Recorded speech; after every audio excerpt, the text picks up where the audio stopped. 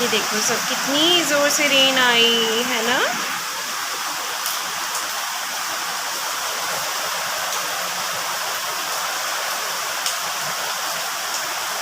और यहाँ पर कौन है हमारे पास? जेरी है ना। सब बच्चे थैंकफुली अंदर हैं घर में और सेफ है ना जेरू। देखो कौन कौन है हमारे पास। जेरी है, जेरी बिस्किट खा रहा है, दूध पी रहा है।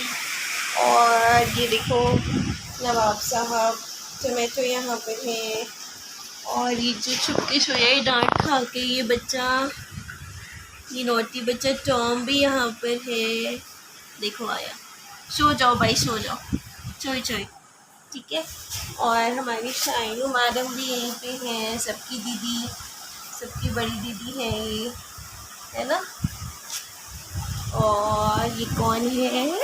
ये हमारी कुकी है जो यहाँ पे चोई चोई कर रही है। कुकू हेलो कर दो। नीनू आई, अच्छा नीनू आई, बहुत सो जाओ भाई। और यहाँ पे कौन है? और ये हमारी केंदू छोरी है। केंदू भाई फेस दिखा दो एक बार। So sweet, good girl. सो जाओ सो जाओ सो जाओ, मज़ा आ जाए, डिस्टर्ब नहीं करें। ओके चलो जेरू भी चले रेस्ट करने, है ना। बाहर बारिश आ रही है तो बच्चे क्या करेंगे, अंदर बैठे।